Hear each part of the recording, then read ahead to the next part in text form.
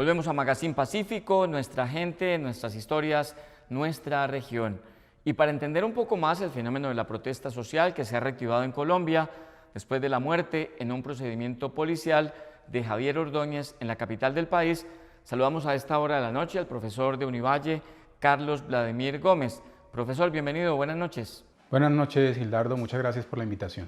Profesor, ¿cuál es la lectura y el análisis que le genera esta ola de protestas que se viene registrando en el país desde hace varias semanas? La conexión que se puede presentar en estas olas pues tiene que ver principalmente con procesos de indignación social, las poblaciones más vulnerables, los jóvenes que son los más expuestos a problemáticas sociales derivadas del desempleo, derivadas de toda, digamos, la difícil situación que vivimos en el confinamiento durante 6 meses y por supuesto retrotraen muchos aspectos los movimientos sociales, principalmente el movimiento sindical que también ha salido al frente de esta expresión de protesta en contra de medidas que vuelven a amenazar un poco la condición de derechos laborales.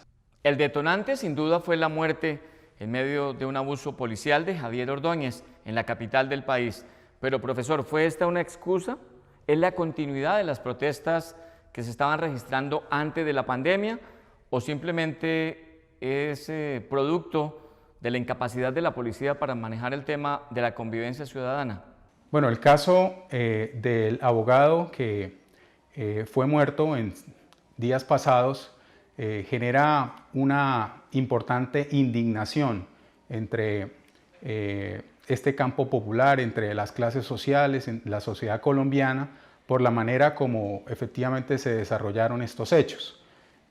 Claramente, pues las indicaciones que hay sobre el caso y la acusación de la Fiscalía van en esta misma dirección, ha generado esta indignación frente a una situación que efectivamente pudo haberse desarrollado con un mejor éxito en temas de convivencia ciudadana.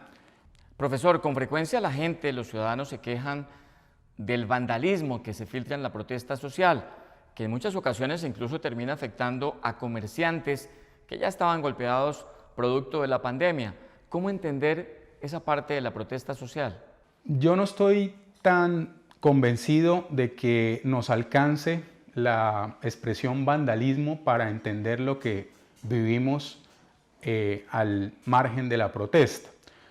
La protesta social es un derecho consagrado, es un derecho legítimo de las sociedades, es un derecho constitucional que debe seguirse animando y respetando en toda sociedad que se llame democrática. Ahora bien, si se presentan situaciones relacionadas con esto que se ha denominado vandalismo, pues los propios movimientos deben expresar su rechazo y efectivamente así ha venido siendo. Digamos, la protesta social legítima ha rechazado los diferentes grupos y movimientos sociales del campo popular, han rechazado las expresiones de violencia, han rechazado las expresiones de vandalismo y tal vez empaquetar la protesta en esta categoría que estoy diciendo que es vandalismo puede llegar a ser una lectura, la verdad, poco analítica de la realidad, porque es una manera muy fácil de estigmatizar, es una manera muy fácil de negar una realidad que es evidente, la realidad de los vulnerables, la realidad de aquellos jóvenes que no tienen oportunidades, que no tienen condiciones para acceder a la educación superior, que no tienen tampoco condiciones laborables para poder desarrollarse en un mercado de trabajo. Entonces, no considero como afortunada la categoría vandalismo.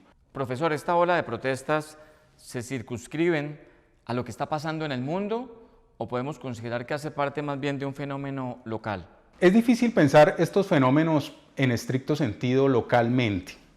Es decir, vivimos en un sistema mundo, es decir, las condiciones de vulnerabilidad, las condiciones de exclusión, las condiciones de explotación son similares para el conjunto de trabajadores en el mundo entero, por supuesto.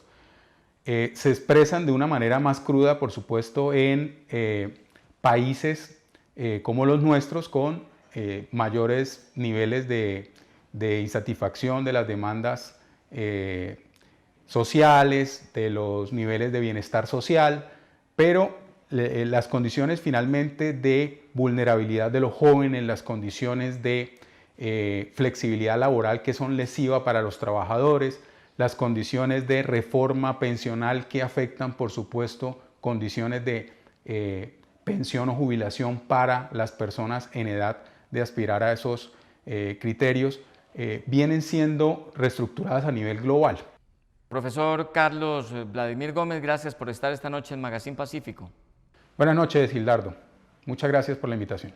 Nos vamos a unos mensajes de interés, pero ya volvemos con más historias en Magazine Pacífico. Nuestra gente, nuestras historias, nuestra región.